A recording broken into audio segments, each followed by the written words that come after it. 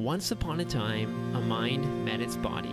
Together, they let go, entered the vortex, and awoke on a boat, vibrating down the wild, eternal waters of life and death under a sky full of stars. They frolicked, danced, laughed, and played, and sang a little song. Row, row, row your boat gently down the stream. Merrily, merrily, merrily, merrily, life is but a dream. This is a glimpse of that dream that I wandered into with Phillip A. Wilson. We will talk about far infrared saunas, but before that, I want to talk about something else.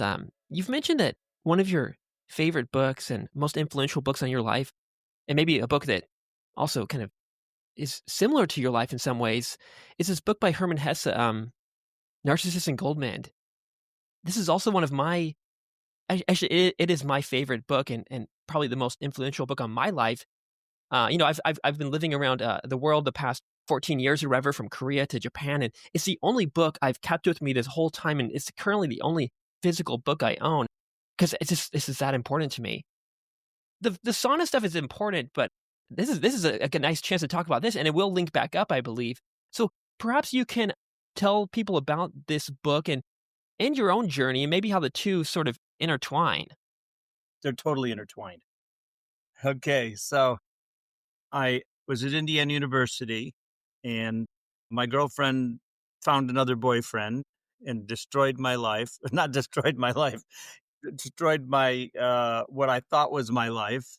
So my world was destroyed. Okay, that's great. And so through the trauma of recognizing that this guy could give her what she needed and I couldn't, and sort of like walking around like a zombie for a couple of days, but having to teach honors calculus because I was graduating. I was a senior, but I was still a TA, and I was teaching honors calculus the Tuesday, Thursday problem-solving classes. So that kept me sane, but I had an out-of-body experience as the result of that, but I didn't even know it was an out-of-body experience until a couple years later when I looked back and saw clearly what happened. But I had a realization I needed to get involved in music, art, and dance. When I looked back at it later, I was taken out of my body and shown like the size of about 9 indoor handball courts, women dancing in 1/3, women doing art in the second, and women doing music in the third part of the area, of the field where they were doing whatever. And meanwhile, I after the fact, I got connected. I got connected to the water from what once you drink, you never drink again.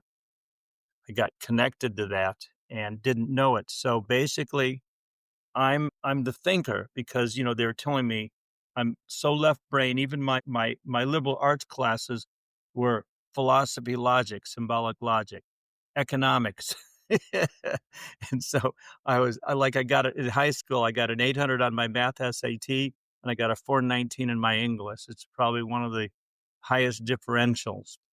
So I was like Goldman was the feeler and Narcissus was the abbot of the monastery. He was the thinker, and Hess put the animus and the anima into two different people when in reality it's within ourselves. And so I was reading that book in graduate school in mathematics for about 2-3 months. And all I did walking to class and back the 3-4 blocks was think about that book unconsciously. It made such an impression upon me. Don't know why. I mean, do know why, but it just did. And that was a friend of mine who was a fraternity brother of mine at Indiana University and was in medical school at Ohio State, loaned me the book. And he loaned me about 3 or 4 other books. He was sort of like my mentor, but didn't even know it. And so because I got connected, I've been totally driven to be in the moment. I remember that year telling a dancer friend of mine, I said, I found the secret to life. All you need to do is feel. And you know what she said? She said, I don't know about that. I've been a feeler all my life. I think I need to think more. And that was like, okay. So it's like if you've got 2 children and if you can get them to play in harmony, you are free. So the mind and the emotions, the mental world and the astral world the emotions and the thoughts, the feelings and the thought. So if you can get them in harmony. Now it's interesting. If you look at my astrology chart, I have an almost perfect inconjunct between my Mercury and my moon. And the Mercury stands for the mind and the moon stands for the feelings, the receptivity. So so this is, what I've been doing all my life, merging and finding the balance between the two. And of course after that, then I read Ronald Lang's Politics of Experience, Herman Hesse. Every 2 years I read a Herman Hesse book like clockwork, but didn't even know it. Like Steppenwolf, of course, is great because the price of admission is your mind. Once you lose your mind, now you can use your mind. And of course, Siddhartha, what 3 traits do you have so I could hire you? I'm a merchant. You're a traveling sadhu. He says, I can think, I can meditate, and I can wait.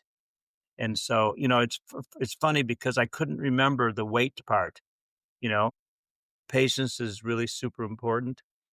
So that's how I got going. You've read the Celestine Prophecy? Yeah, yeah. Yeah. So in the beginning of the book, it talks about synchronicity. Well, my whole life for that first year was all synchronicity.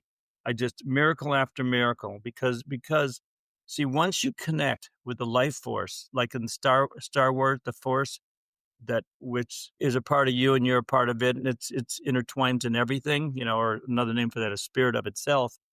And and so basically I got connected with with the sound current, the Bani. The Sufis call it the Bani, Bani, and that drives you. It propels you, and it's like, absolute reliance on the inner master, on your inner you, or God. Absolute reliance on the inner guidance is like the touchstone of how life works. And when I was meditating in 1997, and I'm looking for a new name for my company because Pythagoras was a great spiritual teacher as well as the father of modern mathematics. And he said that everything vibrates. He also defined mathematics very interestingly as numbers in motion, numbers at rest, figures in motion, figures at rest. Numbers in motion is harmony or music. Figures in motion is stereometry or astronomy or astrology. Figures at rest is called geometry, and numbers at rest is called number theory. So that was the 4 aspects of mathematics. But he said everything vibrates. And so basically, it's all about vibration. It's all about connecting. It's like he called it the music of the spheres. See, and that's the inner music we hear. And as we get connected to it, it's all about that inner connection, and that frees us from the lockedness of the mind, the programming. And so the my book that I'm coming out with probably in August this year, I've been working on it for a long time, haven't been able to do a thing for about a year until recently in the last week or two, but it's called Pictures of the Mind. And the subtitle sort of is gives it away. It's freeing yourself from beliefs that no longer serve you. And so it's like when you become aware of a belief that's controlling you, and all beliefs you're a slave to, then as soon as you become aware of it, that breaks the hold.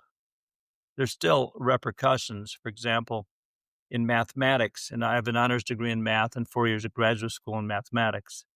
And I was sort of like a child prodigy in math. I finished first, second, third, and fourth of the state of Indiana on national and statewide math exams. And I was published in high school about 4 or 5 times for solving problems posed by the high school journal for bright math students.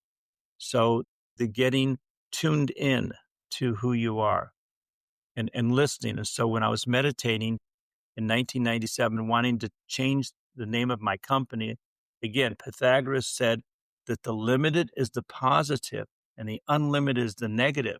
And that was like a shock to me because you'd think unlimited would be the better, but if you have no boundaries, and that's what happened to me, I had no boundaries. And so my name of my company was called Awareness and Health Unlimited, my health food store. And so I was at a realization that I needed to change the name. So I was looking for a name with the word transformation in it. And so a couple months later, I come home from work at 3 in the afternoon, which is not the way I do it. Usually when I was meditating those days, I'd go into a half lotus, but this time I was just sitting on the chair. And so what I do is I meditate, push my stomach out and it starts breathing me. And then I chant and focus on my third eye, or I prefer the crown chakra, and also, putting the attention on my ears and listening to the current. But so what happened is all of a sudden I leave, and when all of a sudden I come back about 25 minutes later and I'm in what looks like my house, my living room, dining room, but it's like ethereal. And the word transformation is slowly moving into like a vortex and disappearing into the heart of creation. Then I'm in my body and my third eye is wide open and I'm just looking at this beautiful lake. I mean, it was like just beautiful and paradisical. And there was a volcano like structure in the middle of it. It had mud gray tubing, 1 foot all around it going up to the vortex. And I'm just looking at all this. It was like mud gray brown. And all of a sudden, out pops a little lottery ball with the word momentum on it. And because of what happened, I said, "Oh shit, this is the name of my new company with a mundane word, momentum." And then I heard the voice say, "Taking advantage of the moment." I said, "Oh wow, I never realized momentum came from the word moment." So, what else does one do when one finally recognizes this your name of your company? I just did the natural thing. I started laying out my stationery. And I said, something's missing, like that Wendy's commercial where the 81-year-old lady comes up and says, "Where's the beef?" And so when I thought that, then I got propelling yourself into greatness. I said, "Wow." And as soon as I said, "Wow," the door closed and I'm in blackness now. So a few minutes later, I got up and I found the data. I couldn't find a pen, so I put it in one of my databases. It took me 10 days to finally find out because I couldn't remember for the life of me what that was, those three phrases. But again, see, taking advantage of the moment means living in the moment and listening, which means you're vigilant. You got your antennas up. And so if you're listening like a bull that's charging for a red flag is living in the moment but not listening. Yeah, it's just charging. It's got its blinders on. So what happened is then all of a sudden when you're listening and this wave comes by because you can pick up on it because you're listening, you step in front of the wave and it propels you into greatness. And that's what life is about. It's learning to always be in the present moment. There's a book by Brother Lawrence called Practicing the Presence of God. It's about 80 pages. And momentum, taking advantage of the moment, propelling yourself into greatness is like a capsule of what that book is about. And so it's really very simple. See, everything is simple. And of course, the mind makes it complex. Like I was reading a book by Paul Twitchell, and he said, "There's no such thing as a problem. There's only situations. And if the mind finds it perplexing, we call it a problem." Also, the way the world of duality is structured, anytime something comes into the world, on the other side of that coin is the opposite. So anytime a problem comes in the world, the solution is on the other side. And I think a key in life is to never see problem solutions, but always see situations. And if you're tuned in and you're following inner guidance, you never notice the problem because you're living in the situation and honoring it and accepting it and embracing it. Because anytime you react, and a good example of this would be, the Who's, rock opera Tommy. Anytime you react, that's a scale of 1 to 100 of PTSD. And the massage therapists say, "Do you have an issue in your tissue?" So I took some kind of workshop in the late 80s or early 90s where the woman said that any pain you have in your body, so if you have a pain and you're lying on your tummy and I put your pain in your shoulder where your pain is, and then I get near the lower spine and I hold my two fingers down, eventually there'll be a current created, and that current will elicit within you a picture. And that's something that you never resolved, something you didn't embrace and totally accept and honor, but you reacted to it or rejected it or freaked out from it. And then you embrace that picture, the pain will go away.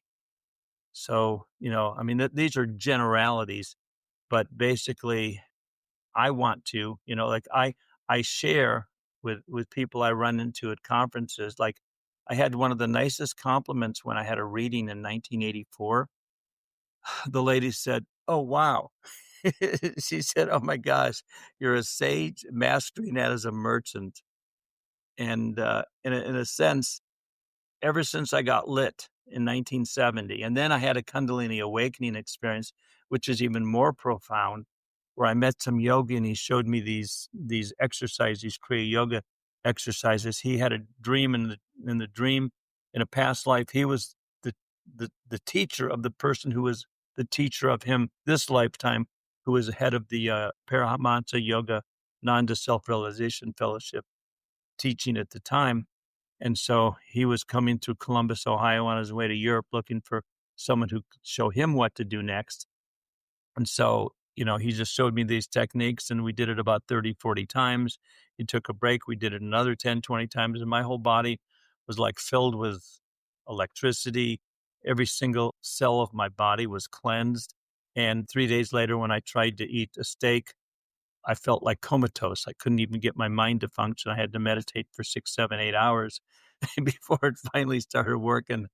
And so I for 9 months after that, I was pretty much eating 80% of my diet was figs, dates, and cashews. And I think maybe some people thought I was schizophrenic or something, but I was having the time of my life.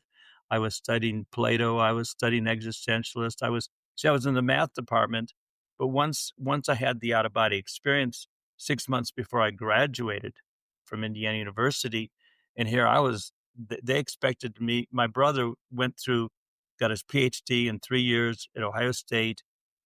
Solved a problem that hadn't been solved for 60 years. And here's his little brother coming also into math. And so they thought I was going to be the next great mathematician to come out of Ohio State. And I just disappointed them because once I had the out of body experience, the inner traveling.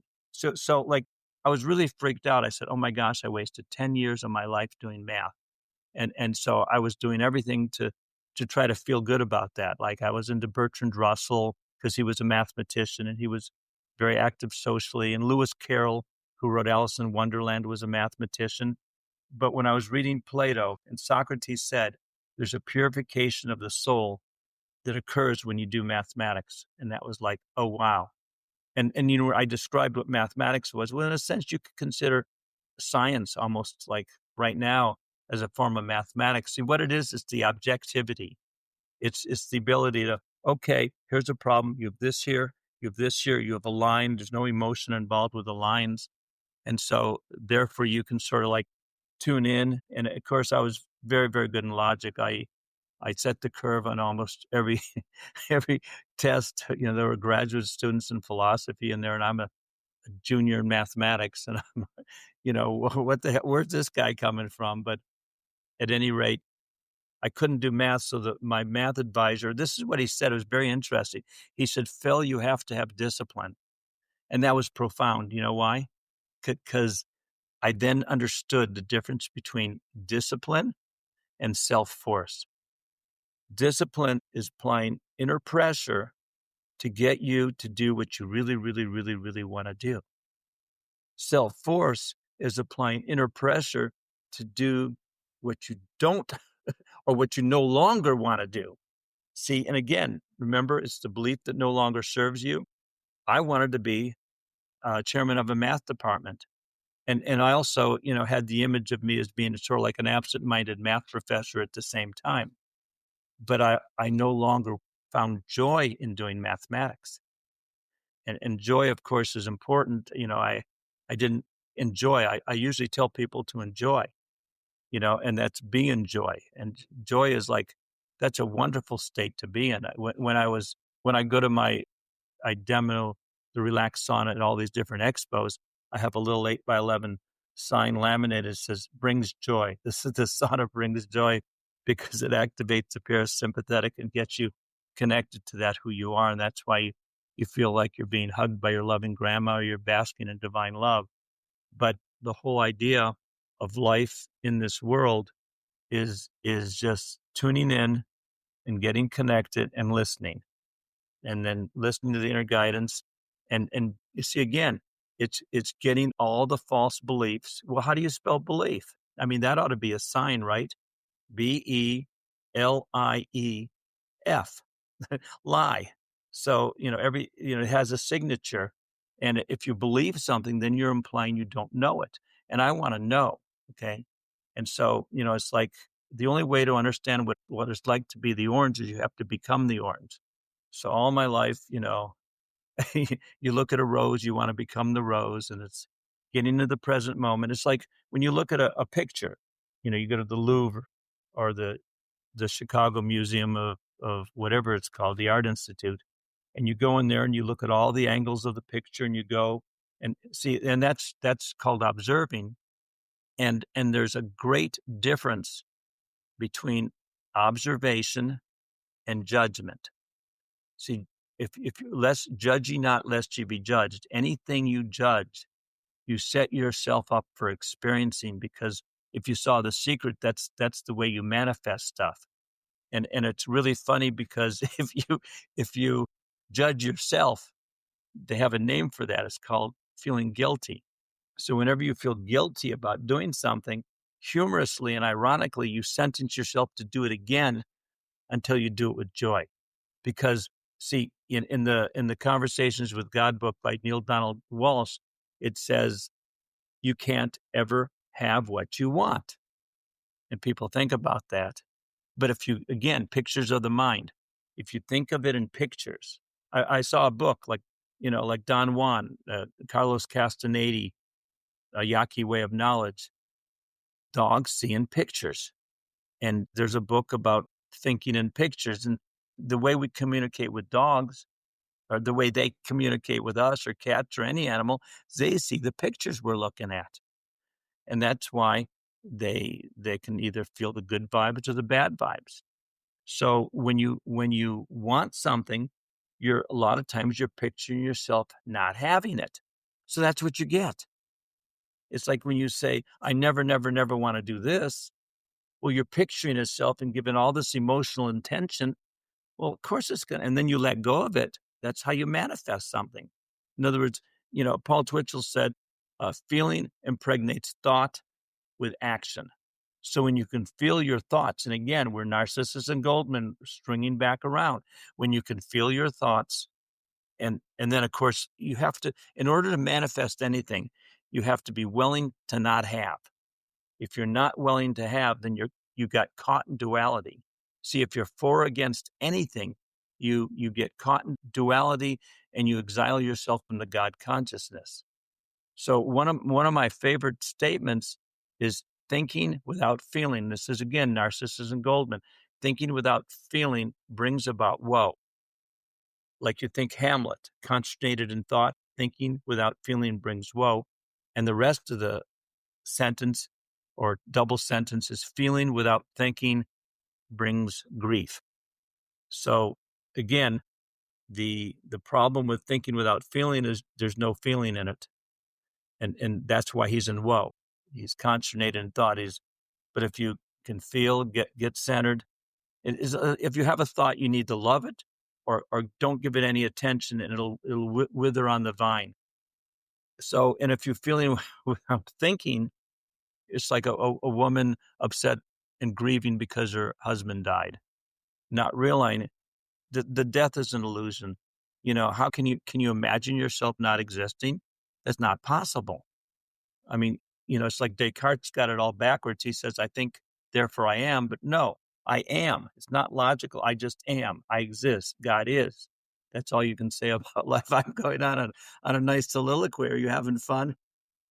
Yeah, I'm having fun, and now I have a billion questions that they're just gonna fade off into the nothingness, which is fine. Maybe I should just let go of those questions as well. But what I do remember, because you just talked about it, is yeah, we have these two sides, thinking and feeling and order and chaos and all of these kinds of, dualities.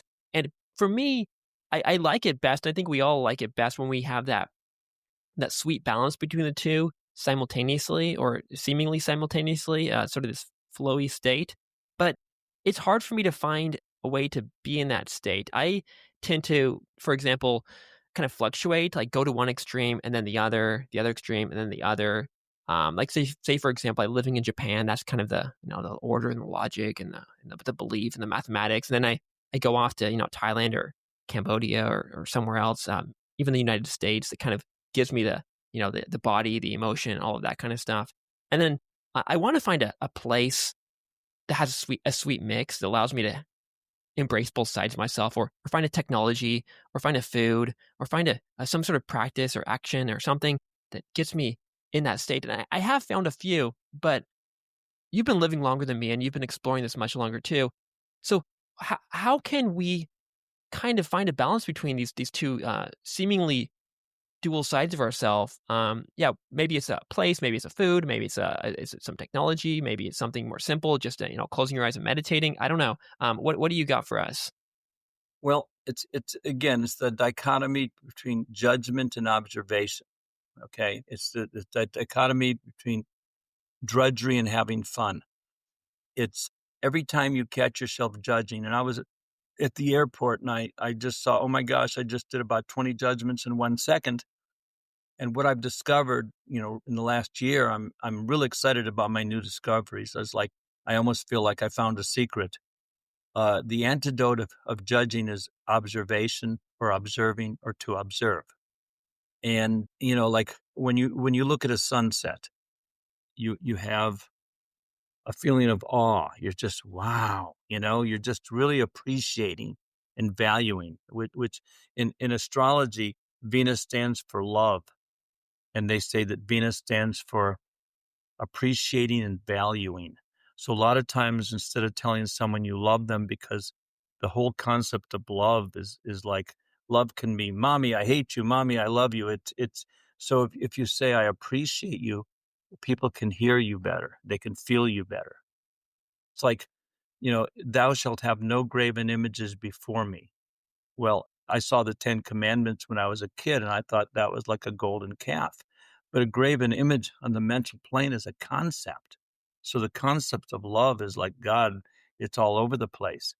And also the concept of God will interfere with your experiencing God, because it's a mental image, and God is formless. So I was talking to a friend of mine about 5, 6, 7 months ago. I said, okay, they couldn't discern the difference between an observation and a judgment. And I'm saying, how could this be? It's so obvious. But then I realized that, I'm pondering for about 3, 4 months while walking, while doing showers, while driving and everything. And finally I realized there's a dark lining in every judgment. And this is sort of what we're talking about. It's called a complaint. And like, when you're looking at a sunset, you don't say, I think the purple should be where the orange is. See, that's a complaint or a judgment. You're just observing. So every time you catch yourself judging, get into observation mode. Maybe mentally point out certain things at first. Eventually, you don't have to do the mental pointing out. And same with drudgery. I decided I'm not doing drudgery no more. It's not worth it. And so I used to walk downstairs like 15, 20 years ago and say, damn it, I forgot my whatever before I went to my office. And so then I, grudgingly walk upstairs. I said, no, no. Whenever something like that happens, I go into exercise mode. I said, I'm going to do one minute of exercise. I'm going to run up the stairs. See, and then there's like, I used to, there was a special place in Pennsylvania where 2 or 3 different times I missed a turn, and all of a sudden I got to drive 10 miles, and then I got to drive 10 miles back, and it's going to take 20 minutes, and there's nothing I can do about it at all. And so I decided that to define where a person is spiritually, it's what they do in those 20 minutes. Because I used to, I couldn't wait. I'm speeding so I can get back to that place where I can feel okay. It's like when people say, well, when this happens and this happens, then I'll be able to do what I want to do. Well, no, you just do what you want to do now. And so anyway, the dichotomy between judging and observation is pull yourself into the present moment, and that's by observing. Because when you're observing, and most people don't realize this, you're serving, because observe comes from the word serve. And there's only one thing you can serve, and that's the divine. See, I don't want to help people. Like I can help them rob a bank. You know, I no, I want to serve. And making this world a better place is not my goal at all. I have no interest in making the world a better place. That's the byproduct. My goal or my modus operandi is be who I am, share the joy that I found, and so that I can catalyze a person to awaken into their true nature. The more people who do that, the byproduct is the world is going to be a lot better place. Okay, so we've been alienated or kind of disconnected from our true nature, and you were kind of re-tapped into it through this out-of-body experience and Kundalini experience, etc. What is causing this disconnection, and how can we kind of actually like you re-enter that stream of consciousness or drink that water, etc. That's the I think the dilemma of all life. I had awakened in like 1970 and then 71 again, and I'm in a health food store, and there's a guy in the health food store, and I'm seeing that he believes but doesn't know. I said, "Oh my gosh, that's a very, very painful predicament to be in." And again, it's like, see, the whole key in any religion, any philosophy, the key is to get a person connected. Once they're connected, then it's just a question of listening. And like Ram Dass in his Be Here Now book said, well, sometimes a woman, through childbirth will have this happen. Because I didn't even know it happened really. I was just really so upset that I was the only one in life who didn't know what life was about. I mean, after I awakened, I said, everyone else knows what life's about except for me. How did I get missed? And so I was just determined to find out what life was about. And then after I had that Kundalini awakening experience, I'm looking out and said, God, hardly anyone knows what I know. So anyway, here we are again. The solution to wanting you can't have what you want. The solution to that is gratefulness. You're grateful for having what you don't already have. So you go into the future and look at yourself holding this dog in your arms that's kissing you and hugging you and licking you and all that, instead of seeing the dog in a cage at a pet shop or at a pound or anything like that. So in other words, you mock up gratefulness for that which you wish. You see, I call him Saint Jiminy. Do you know who Saint Jiminy is? No, I know Jiminy Cricket. Yeah, you got it. Walt Disney, Jiminy Cricket. Wish upon a star and your dreams come true. And so I said, and one of the greatest songs in the world, one of the most spiritual songs, row, row, row your boat. It's not row, row, row Michael's boat. No, it's row your own boat. Merrily, merrily, merrily. Well, damn it, if you're going to do something, you better fucking be happy, right? And row your boat's just a perfect visual for that. It's not, sit in the back of the bus and take a ride or even drive a car. It's row a boat. There's water, there's flowiness. There's so much there. And then the gently down the stream, you're doing it with gentleness and kindness. And then what's the punchline? Life is but a dream. Life Life is is but a but a dream. dream. See, everything is a mock-up. See, and when you can laugh at yourself. See, when you laugh at yourself, you can awaken. See, we're born into this world, and then we're trained. It's part of the process. We were programmed. We agreed to the programming to fall into the lower state of consciousness so that we can awaken. See, the crown chakra, and that's where the opening, like little kids, it's soft. And so the purpose of baptism, I think, I don't know if the priestcraft realizes this, is to keep the opening soft so you always have that little bit of connection with the divine. And so when it closes, you lose connection, you forget who you are. and you just, go off until the time in your life that you programmed before you came into this body. There's a great book by Michael Newton out of the University of Minnesota called Journey of Soul and Destiny of Soul, two books. And the Journey of Soul is what he does. He describes life between lives. In other words, he doesn't know it, but he's describing one astral lifetime. And that's the emotional world, the feeling world. And then beyond that is the causal world where all memories are. That's where the Akashic records are. So anything you have ever done is recorded by the divine. That's just the way it's structured. It's not a bad thing. It just is. And it's good for you, to awaken. And then the mental world is the world of pictures and the world of ideas. And those are creatures in the mental world. Now, do you know why we're called creatures? We're created. We're creating. Yes. Yeah, because we create. We create. That's what we do. And when we create something, sometimes what we create, like kids through us, they can create.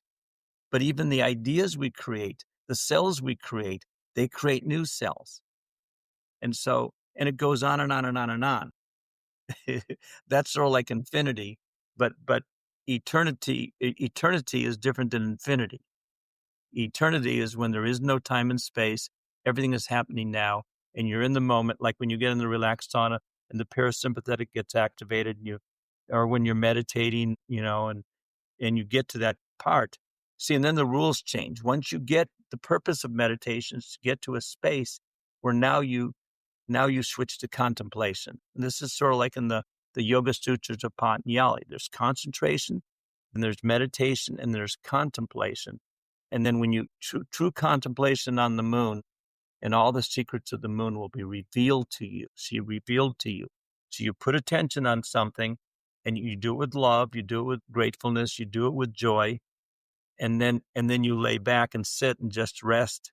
And then all of a sudden you have the understanding of how it works.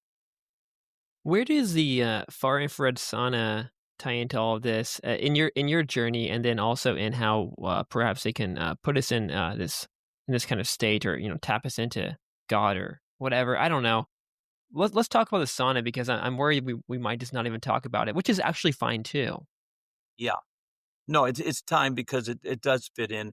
See, I met this yogi and he was a fruitarian, he said. And so I was basically 80%, 90% fruitarian or vegan, although I ate a little dairy, like yogurt. My whole diet changed. My whole body chemistry changed. And see, when the body chemistry changes, that means the rules change. And when the rules change, like, the classic example is you graduate from high school and all of a sudden you go to college and all of a sudden you're not the king of the road. You went through the vortex. You're the moth that went through the flame. You're the caterpillar that became the butterfly. So when this happens, you're, like Rumi's poetry, he says, I've never been less by dying. I was a mineral. I became a plant, and I eventually rose to animal and then became a human. Whatever makes me think I've been less by dying. So my body chemistry changed. So eventually I would be going around to different cities, and I because of my diet was so restricted, I'd find certain products in health food stores, like a nut bar or something, and I bring it back to the Columbus health food store and said, order this. And so basically it turned out after doing this for 4 or 5 years, I was supposed to get a master's degree in math and a teaching certificate after I taught mathematics to a school for pregnant girls in Gary, Indiana, which is where I was born. And then I didn't get my degree. And so the job I had lined up at a junior college to teach math didn't happen. So I started selling herbal vitamins, and I did that. I jumped off and did it full time for 4 years. And then after that, I sort of accidentally opened up a health food store, and I started selling massage tools and massage sandals and those rebounders, the mini trampolines.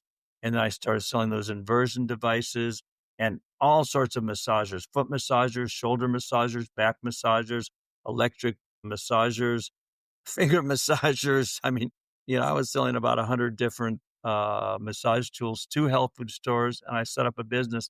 selling to health food stores and health professionals, and I was selling spirulina and chlorella and green powders back in '84, Chinese herbal combinations, medicinal mushrooms, not the psychedelic kind, the ones that were legal to sell, and then oxygen products and essential oils. And so eventually, after doing this for 20 years, and I'm going to shows selling massage tools and having my whole store there. It was like, they were a fun period. And then I discovered the saunas after going to a show in Vegas of all, where I now live, around 2000. I did a biological dentist show selling massage tools, and the next day there was a spa show at the same hotel. So I went to it, and there was one of my massage tool suppliers with a sauna. I said, "Oh my God." It's like, imagine a little boy on Christmas Day and he discovers he can have a sauna in his home. And it's like, wow, because I love saunas. I've always loved saunas. And then a year later, I get a phone call from Taiwan saying, "We saw your prolific information on the website with all your sauna, and we wanted to introduce the relaxed sauna with you."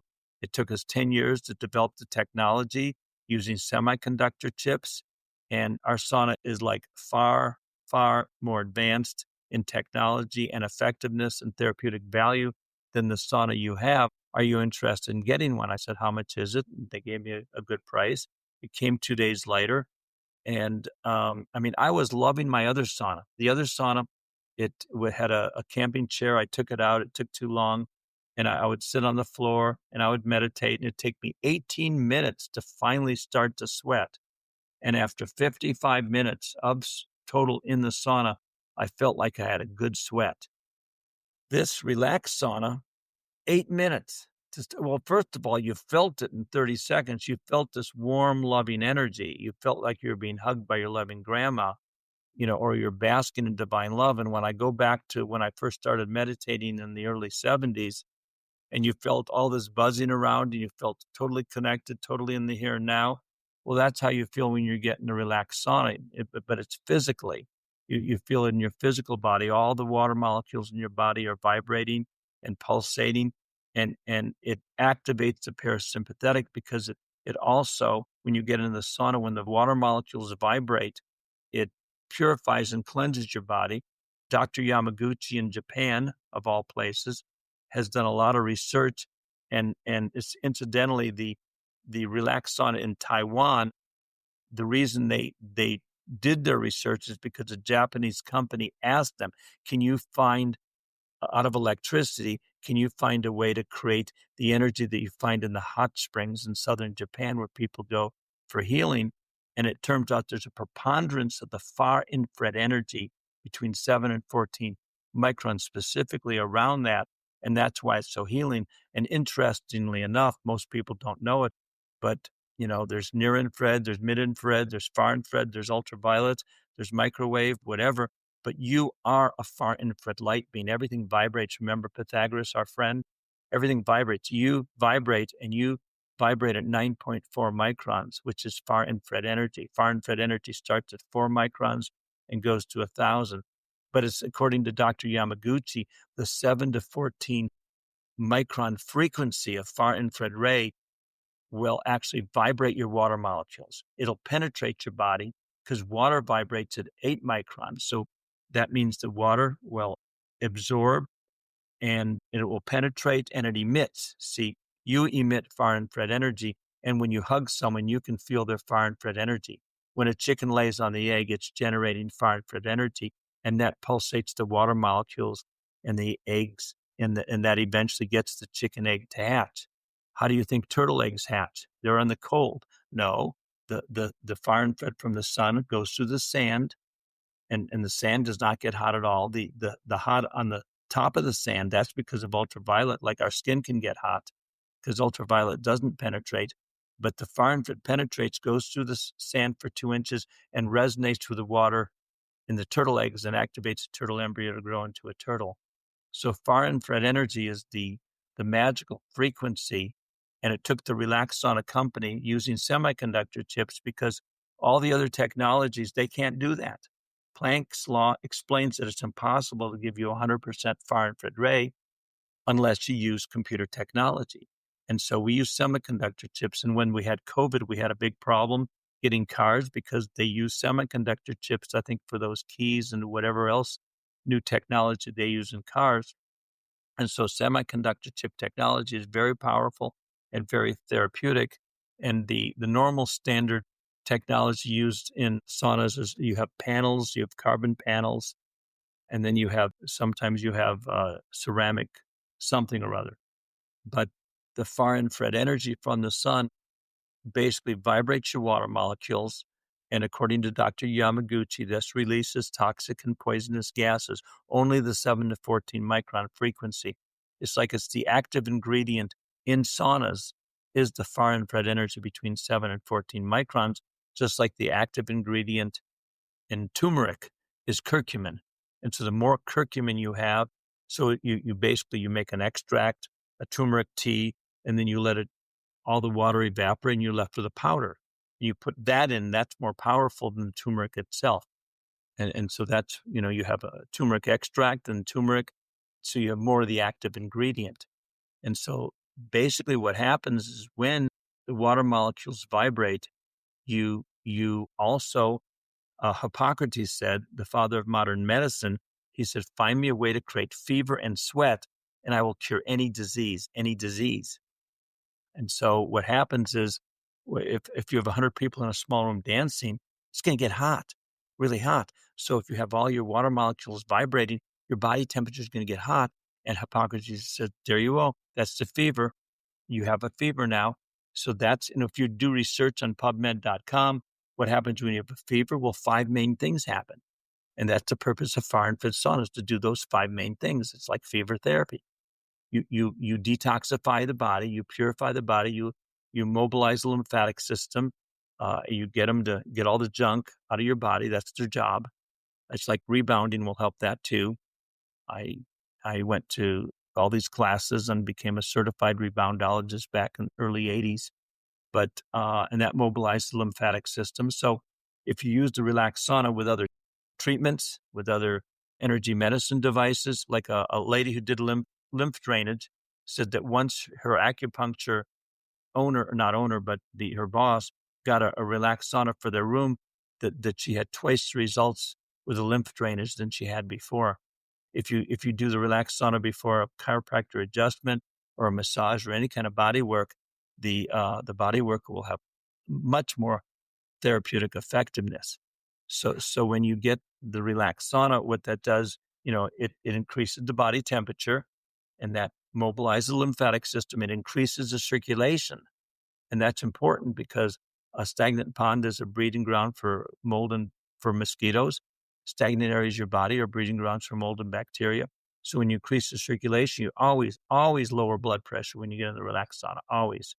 And so then what you do, it also mobilizes the oxygen in the body. It floods the body with oxygen and creates nitric oxide. It does all this stuff, and that kills the anaerobic bacteria and the parasites. Then the most exciting thing about fire infrared sauna is about getting a temperature increase, and especially the relaxed sauna, because we have so much more of the active ingredient than any of the other saunas. You activate the parasympathetic. And this is the essence of what we've been talking about all day. It's once you activate the parasympathetic system, you get outside of time. You want to have that one. If you go to Yahoo and look up near-death experiences, there's probably 1,000 different near-death experiences, and all those are inspiring. But so you want the inspiration, you want the idea, you want to break up your thought forms, break up your belief system. And it's painful because, like they wrote a song in the 60s about this. It was called, they misspelled it. They said breaking up is hard to do, but I said it was really waking up is hard to do.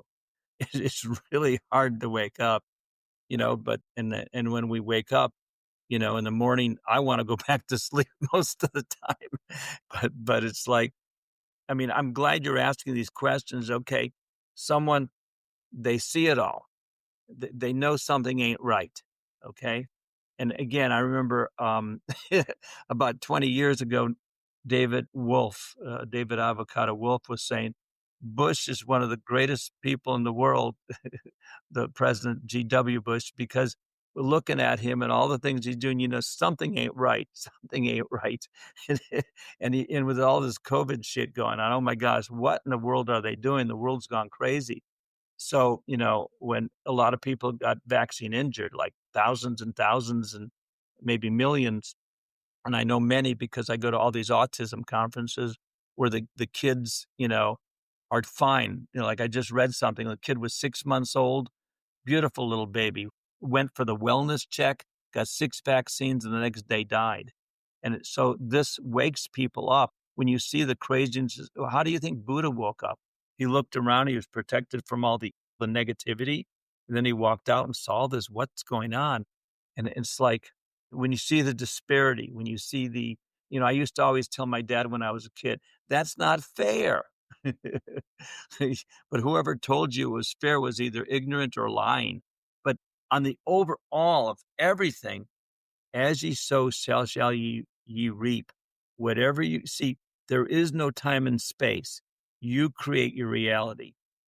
Remember, we're creatures. So we create our reality. And when you decide that you're no longer going to become a victim, you're not going to identify with victim consciousness. You're going to accept responsibility for everything that happens to you, and you're free because if you got yourself in the mess, if you created the mess, well, you can uncreate it. You can create greatness in your life, and it's just a question of not being a victim. Now, I jokingly say, my name is Phil Wilson, and there's a man named Bill Wilson who co-founded Alcohol Anonymous. So I'm Phil Wilson. I'm going to found an organization called Blamers Anonymous because I used to be a blamer. In other words, if I'm a blamer, I'm not accepting responsibility for what happened to me. And so when you say, okay, you awaken to certain degrees of awakening.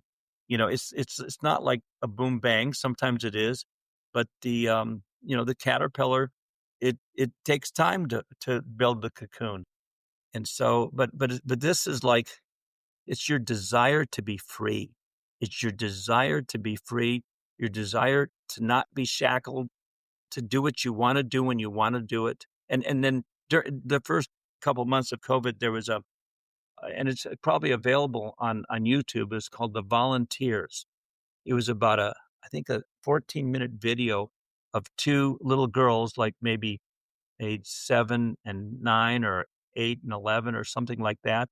And they're talking to each other. And I guess they're like cherubims, living on another world. And they're asking, he says, what's the scariest thing you ever did? And this says, I think going to Earth. Earth? You went to Earth? and, yeah, it's really weird. It's like when you think something, it takes a whole long time to happen instead of instantly. And so, biofeedback is important to get instant biofeedback to realize what we're doing. But when we start recognizing that we're the creator of our universe, we accept responsibility. And that's why people get into meditation and yoga and all these things. And it's like you're the brain shaman, right? And so I got into, okay, it's like once you start, it's like there's no end. And that's freedom, actually, when you realize there is no ending, and again, it all goes down to getting into the present moment, bringing you back in the present moment and refraining from complaining, refraining from judging, go into observe mode. And if you're drudgery, if remember I talked about exercise mode, but it's really go into fun mode. Anytime you're experiencing drudgery, refuse, and make sure what you're doing is fun. So make everything as much fun as you can. It's interesting that you brought up, Phil Wilson and Alcoholics Anonymous because it feels like to me, the more you talk, that beliefs are kind of, drug-like in themselves. They're very very addictive, and they're never ending, and there's certain kinds of beliefs that are even the most addictive and hardest to quit is these beliefs about myself, identity. And for me, and I think for you too, early on, a big part of my identity, and maybe it still is this seeker of knowledge and this person who thinks he knows so much, and it's this little game of I'm going to know more, I'm going to know more, I'm going to basically believe more. And then that also kind of separates me. I feel like it automatically creates kind of judgment, like I'm smarter than you, or this is stupid, or this is right, and this is wrong. And I do enjoy that. I do enjoy that feeling, but it's sort of a dirty high. I sometimes experience this letting go where I just let go of it all, and like I'm not doing the podcast. I went to Cambodia a month or 2 ago, and then I just stopped doing the podcast for a month. I wasn't doing this. I wasn't listening to podcast. I wasn't using my phone. I wasn't even using language really actually either, because the places I found there, the little communities and local villages, people, we couldn't really communicate with language. So I had to let go of all of that. And it's just one example, but it was like, I was so happy there. I was so happy there because I was nothing. I was nothing. And then even they were like, wanting my resources basically. Hey, can you buy some more beers? Can you buy us some more food? And they could have sucked me dry if I let them, but I had to like kind of pretend like I didn't have as much money as I did, and I don't have that much anyway. But still the feeling of sharing and not having this boundary between me and them, and my identity and their identity, and also the identity of like the world itself out there, like to the nature. It's like the lines were kind of disappearing, and that felt really nice, but it also felt a bit dangerous because I was like, it's like you are getting closer to death. I mean, you could just the whole village could just consume you. The bacteria could just eat you away if you don't create some lines and some boundaries and things. And I'm kind of rambling now, but I'm trying to figure something out. There there's this experience of letting go and of everything, of this game of beliefs that I've been playing my whole life. Like you, I wasn't doing math, but I was sort of this semi philosophy prodigy, and logic was my game, and I was good at that. And all the professors were, wanting me to go into grad school, and they were like, "Oh, we'll talk to Harvard, we'll talk to Stanford, we'll get you in," and da da da da da. And I don't know, maybe they're just saying that, but I feel like I could have become that philosophy professor, or the department head or whatever. But I didn't like it anymore. I let go. But yeah, my point here is there's this nice kind of clean happiness of when you just sort of let go of your beliefs and your identity and all of these things that you have, and not not fearing not having, like you said. There was a moment there in that village in Cambodia where I held back and was like, "No, I'm not gonna give you. It's mine." And then, it kinda created this, little, it kinda broke the peace, which makes sense 'cause you can't give everything away. But, I realized that it wasn't about they weren't getting the money they wanted or whatever. It was more like I was creating this boundary between me and them, which is, I mean, valid, because it's hard to just go completely into the meltiness of it all. Otherwise, we literally will die, I think. But it's nice to get closer to death, while we're living. And there's a lot there. Now I'm talking like you. Now I'm not doing your thing. We're just talking, throwing out ideas. But I like this too. This is also fun. Not restraining yourself in podcasting or a conversation where you're like, this is a question. It's been written. This is a speech. It's kind of fun just to let it out. And that's also a bit dangerous too, because it might not be as ordered or clean or mathematical as we'd like. But this is also where the beauty lies. Yeah. Yeah, I watch myself give talks, and like I stop, and then I get off on a tangent, and then I get off on a tangent, and then 20 minutes later I finish that thought. That gives people to unconsciously think about it, and I realize it's all orchestrated by the divine. I remember once, going to a talk about 45 years ago, and the lady says, "Oh my gosh, this spiritual teacher just came in front of me, and now I can't remember anything I was gonna say." And so she just got in the moment and started being pure, and just everything she said was spoken with pure love. And again, it's like namaste, they say in yogis. I honor the light within you, and I recognize it as myself. And it's interesting because the mailman, I was at my store about 5 years ago, and when he left, he said, "Have a nice day," and that rhymes with namaste. So it's all vibration, and it is like it's really exciting when we can just enjoy life. And again, honor thy mother and father is very, very important, but it's all wrong. You honor everyone, but that's the example. You honor everyone. See, and when you honor people, it's like a friend of mine. He gave a talk 50 years ago called the spiritual ladder. Wherever you see someone on the spiritual ladder, there you are, one step below them, because where you see people is where you judge them. And if you judge someone doing something, You think it's bad. Well, that person doing it has already realized it's not bad because they're doing it, but you set yourself up for doing it so you realize it's not bad. So once you recognize that nothing in the world is bad, everything just is. Everyone has their own inner guidance, and who am I to question another person's inner guidance? Like, an example of the Jesus freak who does acid and has this Jesus experience, and then he's trying to tell all his friends, "Don't do acid." Well, how do you think that you got there? See, you have to honor you see everyone as an equal. You see the dog as an equal. You see the raccoon, everyone as an equal. And there's a book called Kinship with All Life by, I think, James Allen. And he has this experience where how come I think I want to take Strongheart the dog out for a walk? He's babysitting for the dog for 2 months. And as soon as he says that, the dog brings him his walking shoes.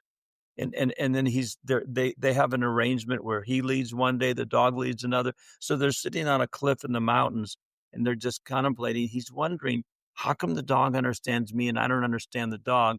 And all of a sudden, the dog does this and gazes into his eyes, and he hears a soft impression like Job 7.2 or whatever.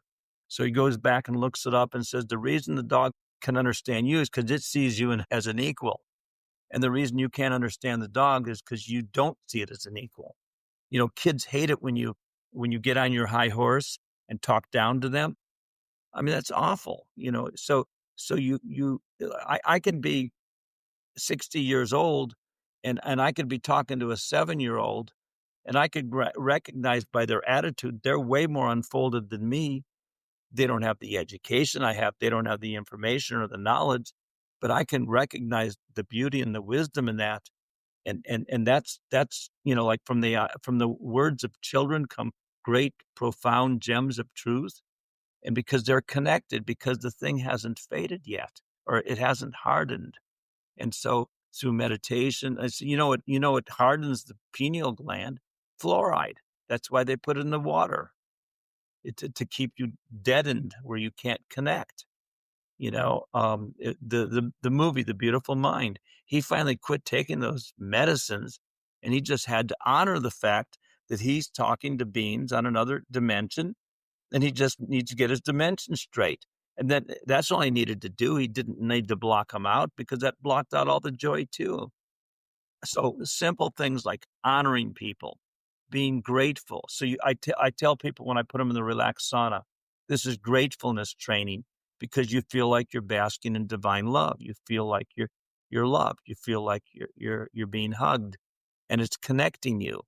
So it's really funny because all my life, the only thing I want to do is again, it's like as a mathematician, you do research and then you teach, you know. And one of my favorite books as a kid was George Polya's How to Solve It.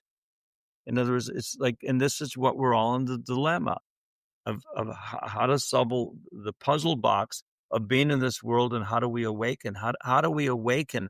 And again, it's through love, through desiring freedom. See, it's like the desires you have, you're a slave to your desires too, but this can be a good thing. It's not a bad thing. There's no duality. There never should be duality. And there never should be the word should.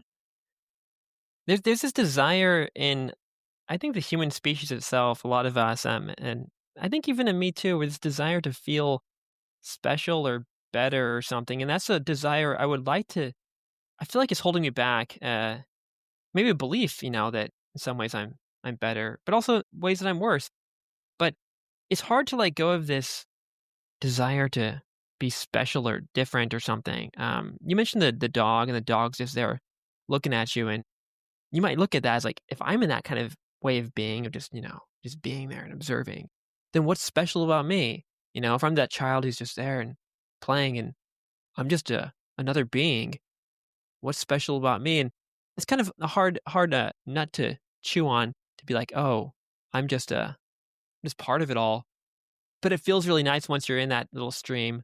But for me, it's like, ooh, can I let go of like being different or special or unique? But the dog does it, and the kids, I think, sometimes do it, and they seem happier. They seem like more, tapped into it all. we're all special. We're all special, and one of the and if you look at the self-images you have of yourself, it's important to love those self-images. Like one I used to I had a girlfriend in 2006 to 2012, and I would just sit, and she was in a different city, so I would get all her pictures of her face out and just love every picture. And, I've done that, with other women as well. And I said, okay, the way I'm loving them, let me turn that love on me. So, there's a picture of me in sixth grade where I looked really, very geeky, like very nerdy. I couldn't stand it, and so love that picture. Love all the pictures of yourself. And I went from having a self-image of being that absent-minded math professor, chairman of a math department, to being a bohemian kind of person, just flowing with the rhythms of life, walking down the street, like sort of like you in Cambodia. And then yeah, I sort of like was a mad scientist, discovering all these realizations. And then I became a yogi, a holy man yogi, all just temporary. It's like a belief, they're temporary. So these self-images are temporary. And then eventually I realized I remembered I'm formless. I'm just a point. So, I'm a unit of awareness, I'm a point, I'm a dot, and that's sort of what I am, and that's what I do. And so the self-image you have of yourself is one of the important images, and this self-image is gonna change. For example, when I was a coin collector at age 10, 11, I wanted to be a numismatist, and a lot of people wanna be a policeman or a fireman when they're 6 and 7. And so it's like they all have their place. See, a belief is not bad. It just is. But when they no longer serve you, okay, here's a great example of a belief that no longer serves you. And that can maybe help you get the perspective. It's a three-story ladder. Okay. And the three-story ladder gets you to the roof of a three-story building, which makes sense. Okay. What's there? There's a helicopter, and you asked him, the helicopter thing, "Why are you here?" He says, "I'm here for you. I'm gonna take you to your dream destination that you always wished to go to. It's like your dream come true." Wow, good. Let's go. I'm so excited. Hey, but let me get my ladder. I love my ladder. I mean, it's been for 3 years it took me to climb the ladder. I'm so grateful for it. I'm so faithful for it. And the helicopter guy says, young man, it ain't gonna fit. You can't take it with you. If you wanna go to be more free, I mean, if you can stay there if you want. See, so it's like there comes a time, okay, it's just when the body chemistry changes, you're eating a food that you really, really love, and then all of a sudden, it starts it's okay, your body needed copper, let's say, so you be led to a food that's got a lot of copper in it, and all of a sudden you're now starting to overdose on copper, and so it gave you nutrients, and now you feel less energy. So are you willing to let go?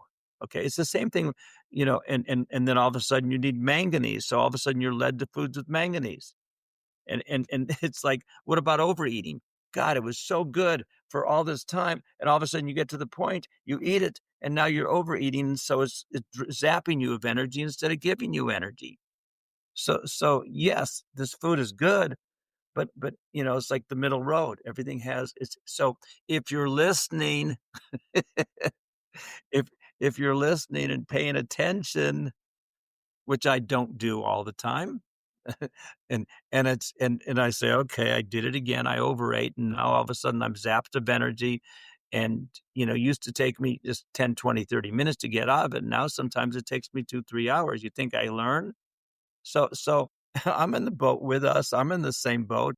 I'm still learning. I'm just sharing some of the insights and laughing. If you can't laugh at yourself, it's if you don't enjoy yourself, okay, how do you expect others to enjoy you? And so you learn to love yourself, which is one of the hardest things in the world to do because we're so judgmental of this young person who we're in this body. I'm not a man or a woman. I just am. I'm just incarnating, and it's helpful, I've seen, I've been, in my meditations or in my memories, I've remembered, half a dozen scenes from different lifetimes. And once you know that you cannot die, once you know that you've always existed, you lose your fear of death, therefore you lose your fear of living. And why do they call so many of the children's books The Adventures of uh, Ozzie and Harriet, the Adventures of Alice in Wonderland, The Adventures of Winnie the Pooh, The Adventures of Aladdin, The Adventures of Robin Hood, The Adventures of Huckleberry Finn? Life is an adventure, and so when we're not afraid to take risks, when and we just always have fun, but we have a good heart. We honor people. We be responsible. We don't react. And if we react, we don't judge ourselves. We say, okay, fuck, I reacted. Okay, and then pay the consequences and see where it takes you. And again, like I was saying to someone else the other day, the greatest fear we have is not death. People have said for years and years and years that people fear speaking in public more than they do death.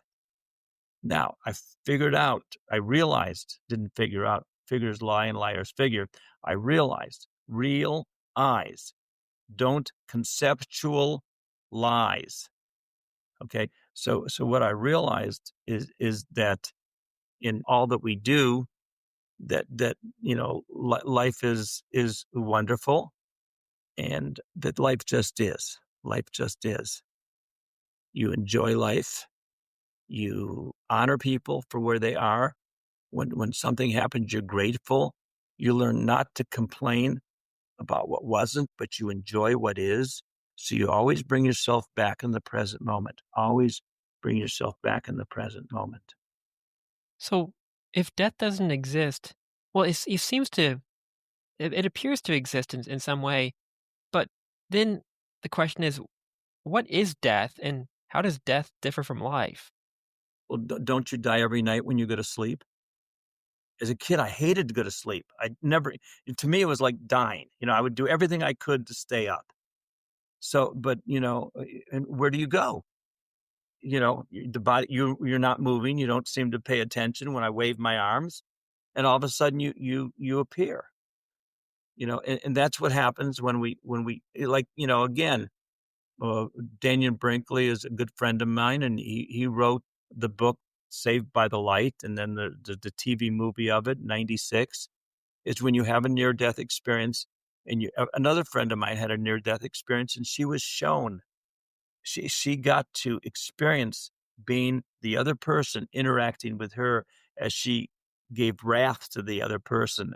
As she it's like, and once you see, when you get instant biofeedback, when you get instant feedback and everything you do, when you're the other person experiencing you, oh my God, then you learn real quickly what brings you happiness, what brings you joy, what brings you freedom. So it's like a trial and error kind of thing. And so basically, we have computer programs that have all these computer programs in the background. Well, the other day I realized I have a computer program in my beingness, and it's kindness. Whatever I say, if I'm angry, I still do it with kindness.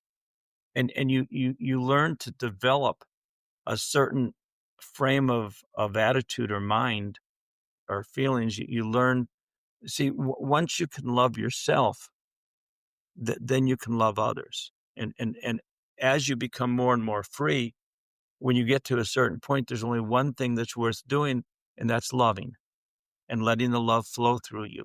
There's breath control, but really it's the dualities between control and surrender. I call it breath surrender. So when you're letting go of what? It's funny. There's a band called Wilson Phillips. Have you ever heard of it? They were popular in the late '80s, I guess. And my name is Philip Wilson, and they had a famous song called Hold On for Just One More Day." Their song was called "Hold On," and I'm Phil Wilson, and I say, "Let go." But letting go doesn't work unless you first hold on, and then you get to the point where it becomes too constricting for you, so you just have to let go. It's like when you're going through this tunnel, we wanna cling to the walls, we wanna hang into the walls because 'cause we're scared like shit, okay?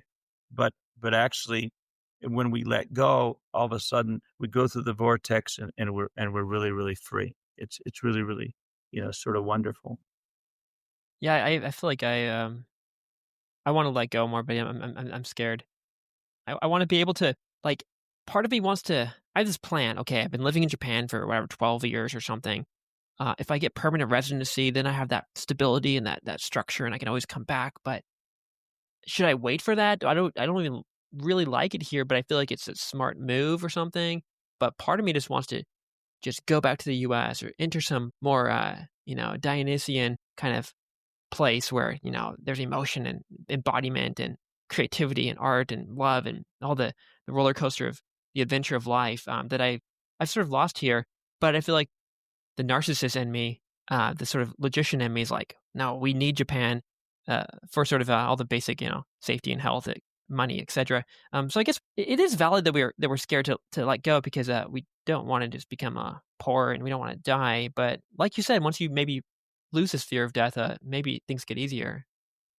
Well, I was explaining to you earlier that I'd figured it out, and I never finished that sentence, and here I am where I totally forgot my train of thought because I was in the moment, and that's when I you just have to rely that God is orchestrating the whole thing, and I had to let go of it, and so while you were talking a little bit ago, I remembered that I said I figured it out is like the fear of death is not as strong as the fear of speaking in public. Now, the fear of speaking in public is actually a subset of a greater fear, and that fear is the fear of being judged. Now, when we fear being judged, we go on stage. Again, the reason we're afraid to speak in public, we fear it is because we don't want to be judged. And and this to me, I think if you could contemplate on this, this is the crux. The crux is like, who's judging us? No one. We are. And if we judge us, guess what? The world is a mirror because it's a mock-up of time and space. And the mirror of this world is gonna reflect that judgment back by people coming to us and judging us. But when we quit judging ourselves, the all that as ye sow shall ye reap, then in time after you see, and people are gonna come at you, judging you from what you did 2 years ago. And once all that has finished, people are gonna quit judging you because you're no longer judging yourself. Or you're getting into a space where you recognize and you honor them for their ignorance and you allow them to be, and you quit judging them. And therefore, you enter a greater and greater states of freedom. And just to tie this ball back up to the saunas, the relaxed saunas, I did already ask this question, but for some reason, I just wanna ask it again. Given everything we talked about after that last time I asked this question, how can the relaxed saunas or these far infrared saunas help us get into this state of, presence and letting go and non-judgment and non-belief? And maybe this is a separate thread. Maybe they can't, but I feel like maybe they can. Well, again, it's all, the divine that's doing it, but basically the far infrared sauna, the relaxed sauna is probably the closest to an energy machine putting you in a state of divine love. Okay. And this is we believe that the inventor of the relaxed sauna, Dr. Chang and his team of scientists deserve the Nobel Prize because what they've created is a hearth. Like the relaxed sauna will transform any house into a home, and a home is a place where there has a hearth. Because what it does, it activates the parasympathetic nervous system, gets you into the present moment where there is no time. Now, I have a quasi definition of pain, and it's called the awareness of time. Anytime you're in a hurry, or you're worrying, or you're waiting, those are very subtle but painful activities. And if you can get where you're resting in the arms of the divine, or you're resting in the present moment, And the relaxed sauna activates the parasympathetic nervous system because it gives you the pure far infrared energy that's aligned with your physical energy and water. No other sauna does this. They all feel good. If you live 5 miles from a grocery store and I give you a bicycle, you say, I got a great vehicle. I'm so happy with it. And I have a vehicle, I say. Well, you say, I already have a bicycle. I don't need your vehicle. It's a Mercedes. And finally, I get you to try it. And you said, this is amazing. I can even bring all the groceries back, or I bring more groceries back. So everything has its place. The relaxed sauna is by far the most therapeutic, using a different technology, using semiconductor chip technology. It can get you into the present moment. It can raise heart rate variability. We sent two other saunas in the relaxed sauna to Harvard, MIT, and Science and Technology Lab. And they measured the frequency coming out of each of the generators. They measured the therapeutic value or power of intensity of all three saunas, and they measured the EMF. We get 1/12 the EMF of the $1,300 sauna, 180th of the $250 Amazon sauna. We had 350% more therapeutic intensity penetration of the $1,300 sauna, and 450% of the Amazon sauna. We had 100% 7 to 14 micron frequency. The $1,300 portable sauna had 1.2 to 6. It was 8% far infrared ray. And the Amazon sauna was 0.95 to 1.32, 100% near infrared. And the near infrared does the skin, and the mid infrared does the muscles, but the far infrared does the skin, the muscles, the joints, and the core, and also vibrates the water molecules in the skin and the muscles and in the whole body. And that's why it's so much more therapeutic, because that's the medicine, the medicinal value. That's the active ingredient. So by activating the parasympathetic, now when you've meditated, all of a sudden you get to a point, and there's this caffeine nervous energy. You got it all to be quiet. And all of a sudden there you are, where you're just in a state of peace and clarity. And all of a sudden you start feeling energized. That's when the mitochondria in your body, the energy making things in the cells, they start generating ATP and nitric oxide and revitalize. And like a friend of mine in Las Vegas, she's a detox specialist. She gave her $1,300 sauna away. She gave her higher dose blanket away.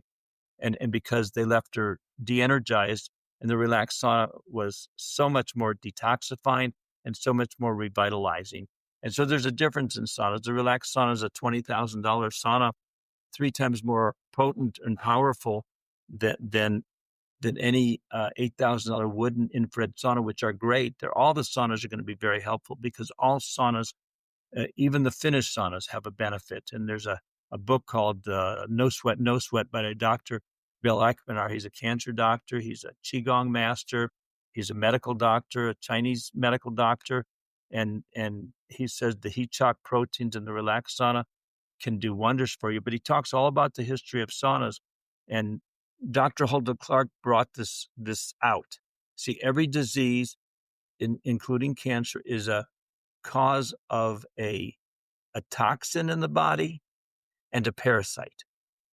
And so, you want to get the toxins out, you want to get the parasites out, you want to cleanse the body. This is why a lot of religions have a fasting or a spiritual purification period. You want to purify and cleanse the body. And when you purify and cleanse the body, just a clean engine works better than a dirty engine. You're also going to cleanse and purify the emotions and then the mind. So when you work on cleansing your mind by becoming aware of the thoughts and the feelings you have, and become aware of it, and just the awareness of it, then you can choose. See, we create our reality. That means we choose. And if we're afraid of choosing, we're petrified. We turn into salt. So we just see the law of momentum will always overcome the law of inertia. The law of inertia means your inability to make a decision.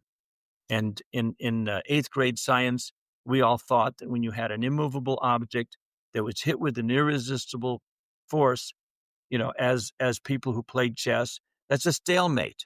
But no, it ain't a stalemate, because there's a spark of the divine in every immovable object. And all our stubbornness, there's a spark of the divine wanting to be free. So the law of momentum will always conquer the law of inertia. It's like the plant, the mineral will eventually become a plant. And it's our destiny. See, it's our destiny to become free because we are. We already are atoms in the body of God. We just don't realize it. And so there's this stupor that has, you know, penetrated all over the world. And we have agreed, you have agreed to come into this body with the parents you chose and the brothers and sisters and all the relatives and the school and the city. It's all part of your programming. And a lot of times before you come in, you're talking to some advisors or some spiritual teachers, and it's all set up for you to awaken at age 27, you know, and on a certain day to have this experience or to recognize certain people.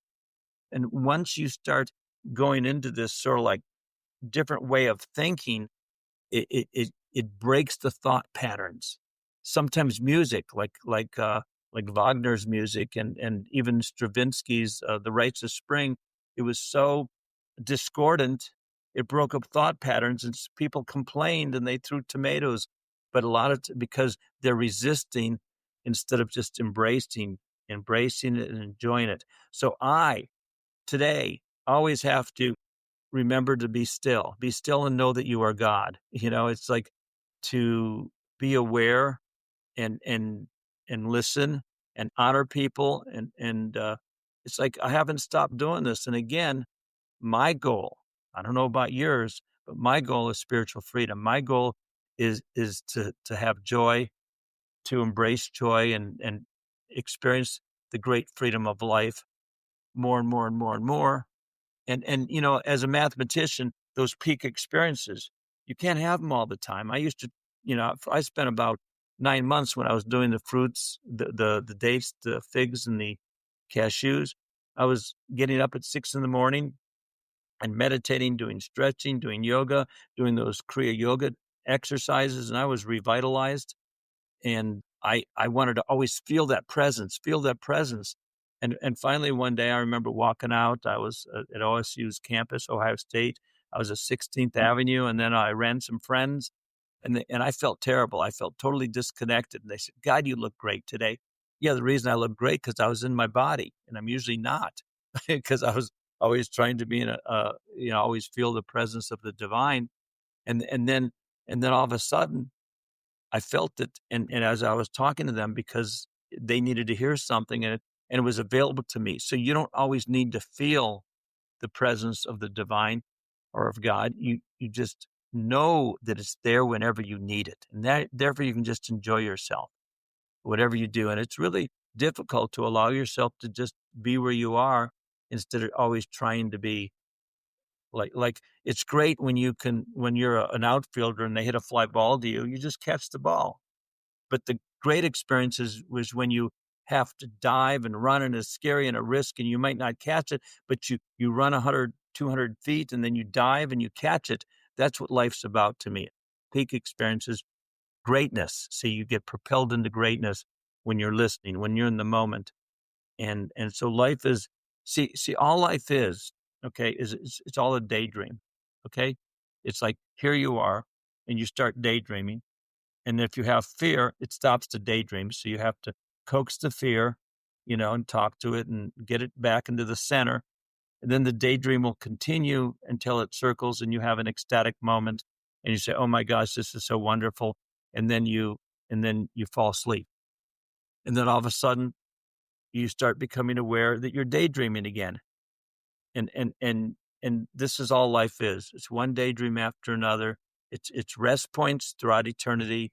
In the Hindu cosmology, it's a day and the night of God when all the worlds are created, and then they're drawn into themselves. And those souls that haven't, you know, that aren't experienced enough will fall asleep, and others will just be ecstatic in the moment of whatever until another day begins. But there is no time anyway. So it boggles the mind. And so just honor the fact that your mind is boggled and have fun and just get into the now and just rest in the being of now. But going back to the relaxed sauna, there is a website you could find out more about the relaxed sauna. It's relaxedsaunas.com. It's plural, relaxsaunas.com. And my email is Phil at relaxsaunas.com. I know it's a strange email. And since you're the brain shaman, why don't we create a discount code if people want to get the relaxed sauna, and they'll just use the word shaman, SHAMAN. Okay, we'll give them $100 off the purchase of the silver sauna or the black sauna. The black tent sauna was created for rich Taiwanese who wanted to feel special. We play into people. Like being a member of the Harley Club was like you feel special. So, and we want you to feel special because you are special. But the trick is, so is everyone else. Once you realize you're special, but then the next step is you realize so is everyone else, and you treat them that way. But anyway, the black tent sauna they made it special by charging $600 extra. They have an embroidered ivory logo, and then they also made it twice as thick. So it does retain the heat a little bit better. It does perform a little better, but it's mainly cosmetic. I used to buy colored staples and pay 7 times more than silver staple. So if you look at the black sauna, and that's what we have here, and there's a silver sauna, it's $600 less. It's $1,700. The black one is $2,300. This is probably worth 900% more therapeutic than any other sauna. And if you go to YouTube and go to Relax Sauna Testimonials under YouTube, you'll see all these videos, and you click on the Relax Sauna logo, and that goes to the Relax Sauna page on YouTube. And then you click on videos, and then you can put on the search button, search for Lyme disease or Lyme, and there'll be about 20 videos saying how their Lyme symptoms aren't there. I mean, this is, I jokingly tell people this is legal in all 50 states, because how can this be legal? It feels so damn good, and 50%, 100% of your pain will be gone every time in 5 to 7 minutes. I mean, the guy who had sciatica pain for 6.5 straight weeks, his pain was 7, 8 almost constantly. Occasionally would go down to 3 or 5 and he'd be able to sleep. He got in the sauna, he did a 7-minute, then he did another 7 minutes and sweated quite a bit, came out and jumped up and down and said, no pain, no pain. I mean, he said, if I was a multimillionaire, I'd buy one of these for every old age home I know. We've had people go in, their chronic pain. I mean, and not just that, neuropathy. One person's heart chakra opened. People said they felt loved. I mean, it's like a miracle in 6, 5, 7 minutes. And when you do a 20-minute sweat, there's no Joe Rogan, Andrew Huberman, Rhonda Patrick, the Finnish saunas. They can create heat shock proteins, and they say that the wooden infrared saunas can't, but the relaxed sauna can and do a better job at 140 degrees where you're comfortable than they can at 186 to 212 degrees. And people who are marathon runners, I mean, we had 4 or 5 baseball teams. The Dodgers have been using it for 3 years. We sent it to Citi Field when they played the Mets for the National League Championship. And I have a picture of one of the players in the runway between the dugout and the locker room using the relaxed sauna. We were at the Cincinnati base. A friend of mine was at the baseball game, and there was a relaxed sauna in the bullpen. They were using it to warm up pitchers' arms. But my love and my passion has been to become more free and to share with others what has made me free. And so the products I have sold throughout the years, the shilajit, the Chinese herbs, the bentonite clay, the essential oils, the chlorine dioxide products, which became MMS is the most popular one, and then the medicinal mushrooms, the green powders. I was selling green powders in '84, so I've always been ahead of the curve. And I was selling massage tools. I was selling the electric twin head Hitachi massager, and I would do shows, and people would say, "Oh, okay, I can't believe how good that feels." And so it's all about, and again, feel. See, I was a thinker, becoming the feeler. And so, if you're a feeler, you want to create structure, okay? Like some of the things I'm telling you now is you can't fucking die. It's not possible. And so then when someone dies, you said, well, gee, instead of me fretting and grieving over their death, why don't I try to contact them in the dream state? Why don't I just go to bed at night and say, okay, if you want to talk to me, I'm here for you. And you just go to sleep, and all of a sudden, 3 months later, you have a dream with them that seems so real. See, I had this spiritual master appear to me in 1976 when I was on my way to my math class in graduate school, and he was in the chair, and and then I went to class, and I can tell you right now that that experience I had of this spiritual teacher being in the chair when I went to class is as real now as it was then. So I'm the one that chooses whether that was real or not. No one else can choose for me. That's fucking scary. And right now, I'm in positions where I'm becoming aware that in my business, I'm not making decisions because I don't feel connected sometimes. And I don't want to make a decision until I feel connected. So I got to work that out. I either got to make a decision, and then when I get connected, I can make a better decision. I do have one last question. You mentioned how humans and water, certain natural hot springs like in southern Japan, certain hugs, maybe presence, and some of these other things we talked about are in this 7 to 14 micron frequency. Maybe I'm getting the exact numbers wrong, but they're somewhere in there. And this relaxed sauna with the semiconductor chips kind of release these frequencies or create them in us. The question is, you've already mentioned some of the things you sold in the past, the herbs, the massage tools, etc. Um, these are potential contenders, but what are some other things that people might be able to use if they, for whatever reason, don't want to buy this actually very high, good value sauna? Only $2,000. Earlier you said 20,000, so I thought, oh, it's 20,000. That's a deal breaker. It's worth that. It's worth that. So yeah, this is kind of a two-part question. What are some other things that are in that frequency range that can give us something, give us some benefits? And then what is sort of the opposite, the dark side of all this, I guess? You mentioned EMFs. There's another kind of frequency range.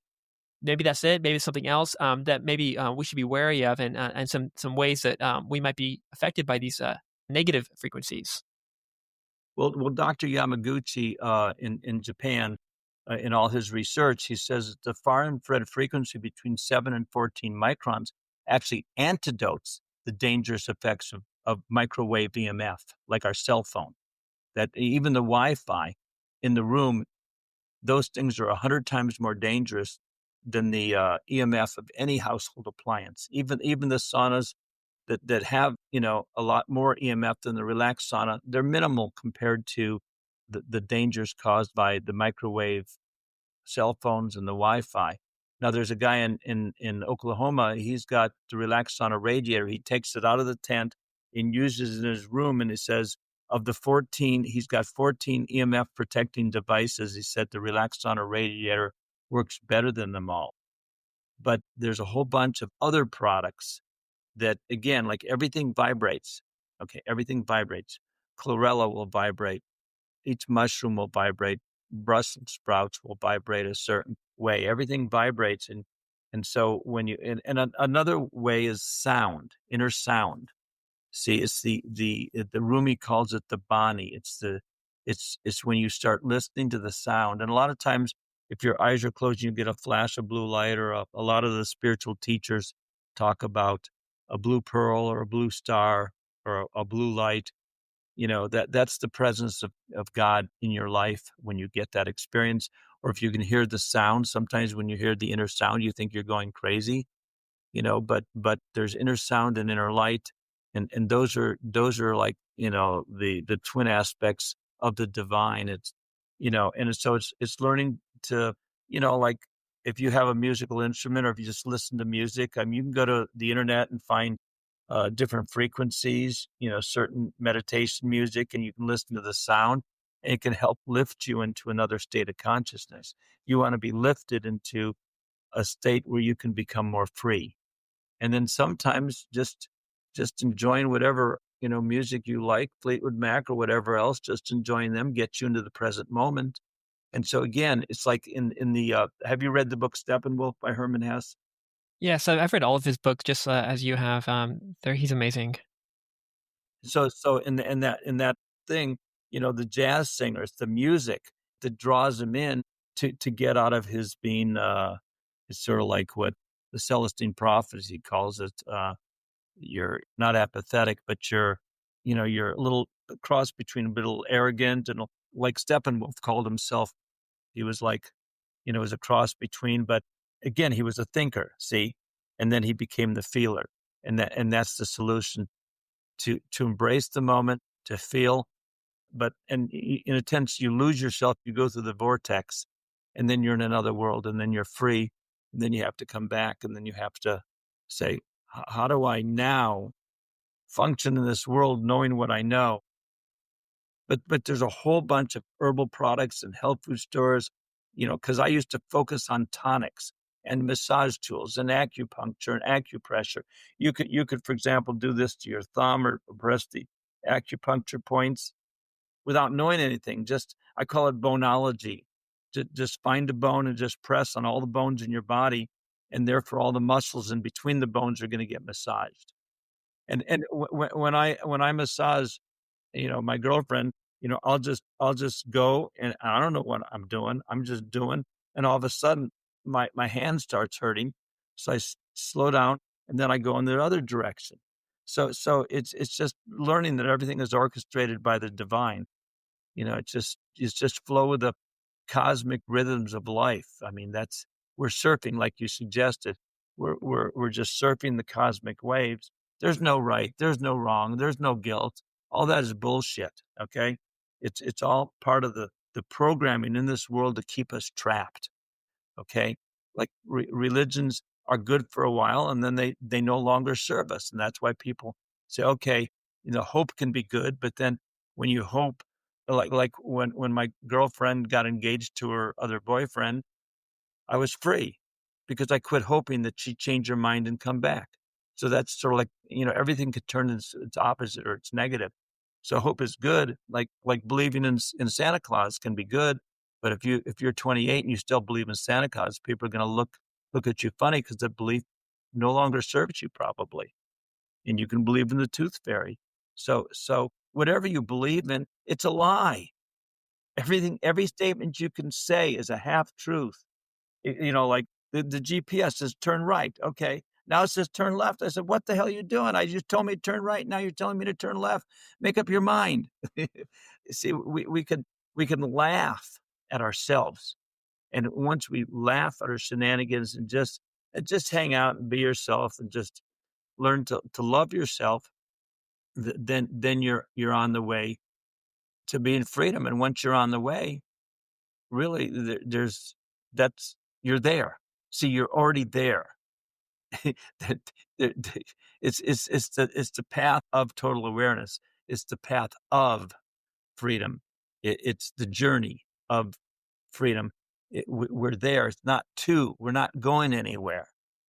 We just recognize we always rest in the presence of divine, and we are an atom in the body of God, and that's all that exists. And we are God, and yet we're not God. It's a paradox. You can't put into words the ineffable, the reality of who and what we are. But it's not who we are. It's more important what we are. We're not the thoughts. We're not the feelings. We are. We are our soul having an experience in a human body. Okay. And when you say my soul is, you still don't get it. No, you don't have a soul. I don't have a soul. No, that's what you are. You are it. You have a mind. You have a body. You have feelings. The thoughts that you think, they're not even yours. They pass through you. And it's like a merry-go-round. Let's choose this horse. I'll get on that one. That was fun. You get off. Someone gets on the same horse. Okay. That means that, like a friend of mine pointed to this one lady and says, someone else has lived your life in your body. It's like, reincarnation's a very, very clumsy way of saying that everything is happening at the same time. One of the best movies about reincarnation, Groundhog Day. It took him 101,000 lifetimes, 27 years to get from point A to point B, where he won the love of his life. But he had to become kinder. He had to be more serving. He had to be willing to take risks. Okay, so let's die. Let me take the groundhog. Let's kidnap the groundhog. you know, it's like everything is just an experience. I mean, the tragedies of this world, they're just experiences, and it's just a movie, and some of them are very sad movies. Sometimes it's heartbreaking when you see the pain that people go through. Even now, I mean, especially like, maybe especially now, but there's horrendous crimes against humanity are being committed. And all we can do is do the best we can to honor it, to do the best we can to share our beliefs, our experiences, and do it with kindness, and allow people to be who they are. And this is what spirituality is all about. It's not religious. It's being spiritual, and it never ends, and it can't be totally expressed. And so all my words are just poetry. That's all they are. I'm just reciting, I've never had an interview like this where I've gone on and on and on and on and on, and I've gone very quickly. So, I said, okay, I'll do it. Just, I'm not judging myself. I mean, I can't believe how much information I got out. I think I just told you about 80% of what's in my book. So I've been having a good time, and I know you've been having a good time, and I want you to talk a little bit now more. Well, I think it's time to go soon.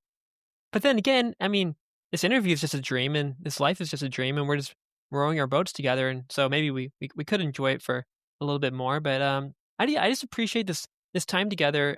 You sort of waking me up a little bit from my Groundhog Day, and showing me the boat, and showing me the stream, and showing me that, yeah, some of these things are just dreams, and it's a hard process to, to get back on that boat and start rowing and singing as we row and laughing.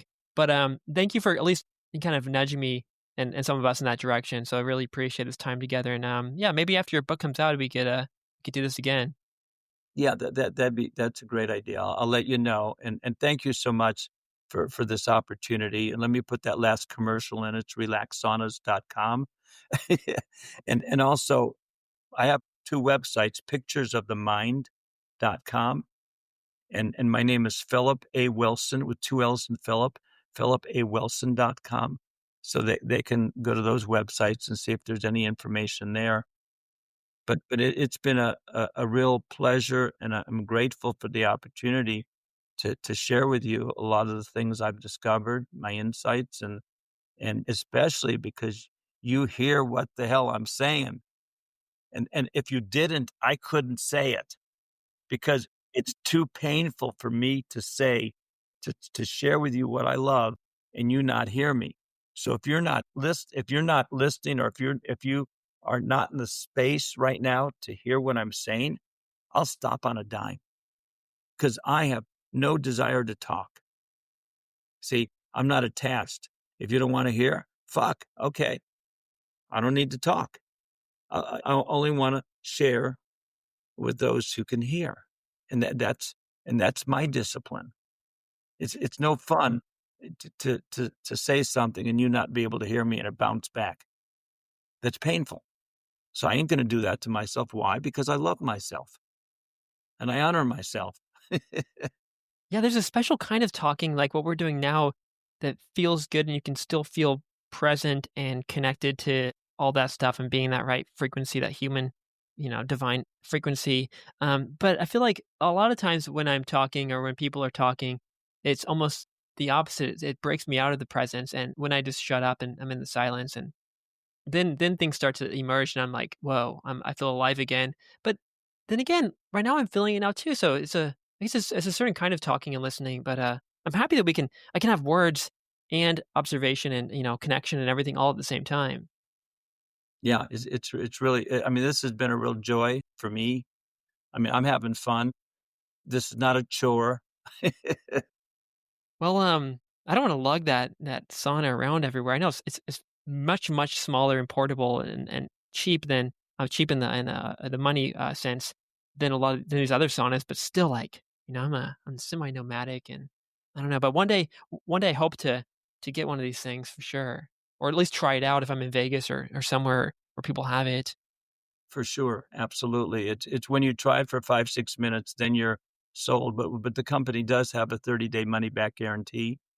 So wherever you are in the States or in Canada or wherever, where we ship it to you, and after 30 days, if you say it's not right for you, we do give you your money back because you haven't tried it. I do a lot of expos, and sometimes I'll sell 20 or 30 saunas in a weekend at functional medicine doctor shows, massage therapy shows, fitness shows, psychology shows, whatever, all sorts of different kind of shows I go to. People say, "I've been in other saunas. There's nothing like this." I mean, the last show I did, these people have $8,000 wooden saunas, and they bought this as an upgrade because the other ones took too long to preheat, and this one takes 30 seconds. And, one person, he said, "I don't wanna buy it right now because I gotta sell my other sauna first." So I said to him, "Okay, give me 500 down, and then when you sell the sauna, you can pay the rest." And after a week, he said, the relaxed sauna is amazing. It's amazing.